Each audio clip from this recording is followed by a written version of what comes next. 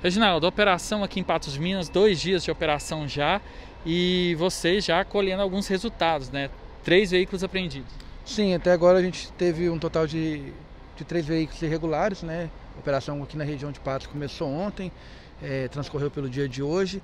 A gente teve 2 apreensões realizadas ontem e uma apreensão realizada hoje. Além de outras fiscalizações feitas com veículos que apresentavam defeito em equipamento obrigatório, veículos que estavam irregulares, que a gente solicitou que fossem sanados os defeitos, né, para que eles pudessem prosseguir a viagem. O que mais chama atenção é uma fiscalização ontem de uma van, né, que inclusive tentou fugir de vocês, colocando em risco, né, pessoas dentro da van e fora nessa rodovia. Sim, a van, ela, ao passar, não obedeceu o sinal de parada, ela entrou numa estrada de terra, né, tentou evadir da fiscalização. Estava cheia de crianças, inclusive, né, correndo muito, mas aí tem um certo ponto ela percebeu que não teria como mais, né, continuar fugindo, ela parou, aí a partir de então foi tudo mais tranquilo. O veículo foi trazido para a rodoviária, foi feita a apreensão do veículo, os passageiros, o destino já era Patos de Minas, né, os passageiros permaneceram aqui mesmo. Hoje um ônibus apreendido, 34 pessoas, o que acontece com essas 34 pessoas e com o veículo? O veículo vai ser apreendido, ele é levado para o pátio pelo prazo mínimo de 72 horas. E os passageiros vão ter o prosseguimento da viagem dado pelo infrator. O infrator, no caso, procurou uma empresa regular, mediante emissão de passagens, né? Está embarcando o pessoal, cada um para o seu destino. O que estava irregular? O que foi prendido irregular nesse ônibus? Esse ônibus ele emite uma autorização de viagem para fazer o fretamento, que é um grupo, é um circuito fechado, ida e volta com os passageiros.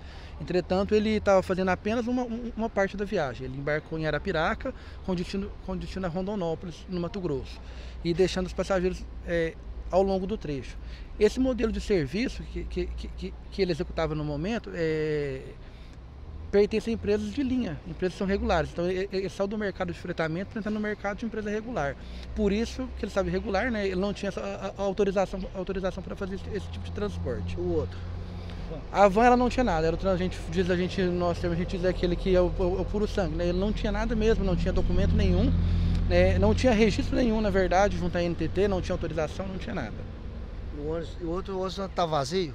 O outro ônibus ele emitiu uma licença de viagem para fazer uma viagem de fretamento comum.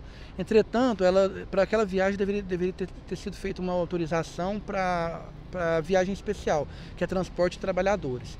Então ela estava descumprindo aquela autorização que ela emitiu. No caso desse ônibus irregular que foi ele está apreendido, como é que é a situação dele? Todos os veículos foram apreendidos, todos os 3 eles são apreendidos pelo prazo mínimo de 72 horas. Eles são levados para um pátio credenciado da NTT, né, feita a vistoria aqui no local, é levado para o pátio e ele para conseguir retirar o veículo do pátio, ele tem que apresentar junto à NTT comprovante de pagamento das taxas do pátio e também apresentar os bilhetes de passagem comprovando que o pessoal seguiu viagem. No caso do ônibus de hoje, a van de ontem, o término da viagem já era aqui em Patos, então ele não precisava comprovar nada.